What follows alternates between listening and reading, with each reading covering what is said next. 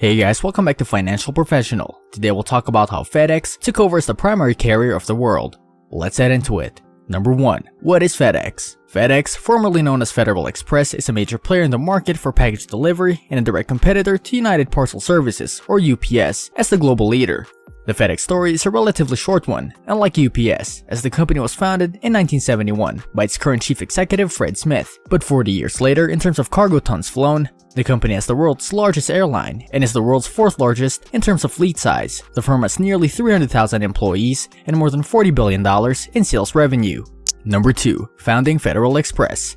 When he was a student at Yale University with other notable students, such as future President George W. Bush and Democratic presidential candidate John Kerry, Fred Smith developed the idea of a global logistics company.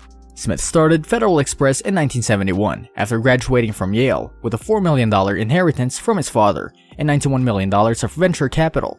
He started the company at Arkansas' Little Rock National Airport, but Smith moved to Federal Express operation to his current location in Memphis, Tennessee, which was Fred Smith's hometown, after 2 years of lackluster cooperation with the airport.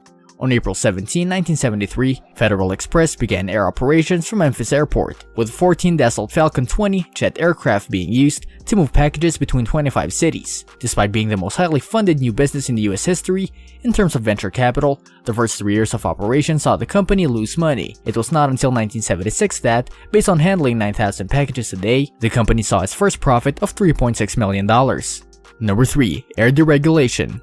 In 1977, the deregulation of the airline industry meant that the young company was able to buy large jet aircraft in order to increase the number of packages that could be carried per day. 7 Boeing 727 aircraft were bought by Federal Express shortly after deregulation, followed by the purchase of the Boeing 737 aircraft. The company increased its profit in 1977. The business had 31,000 regular clients, including IBM and the US Air Force, which shipped spare parts using Federal Express. Number 4. The growth of overnight delivery.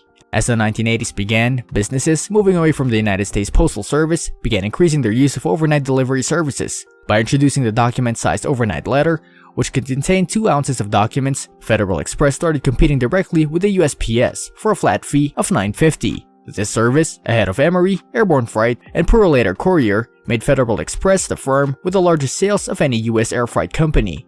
Number 5. Acquisitions and international service. FedEx first acquired Jelco Express, a package courier based in Minneapolis that served 84 countries in 1984. Federal Express made acquisitions in Britain, the Netherlands, and the United Arab Emirates to develop overseas markets. In 1985, by opening a European hub at Brussels Airport, the company sought to develop an international presence and extend its services to Europe. By 1987, in Montreal, Toronto, Brussels, and London, with limited rights in Tokyo, Federal Express served approximately 90 countries and had landing rights at 5 airports outside the United States. Federal Express gained access to Tiger's long-haul fleet of 22 Boeing 747s, 11 Boeing 727s, and 6 DC-8s. Number 6. Competition in the US and abroad. In the 1990s, Federal Express found competition from UPS in the US.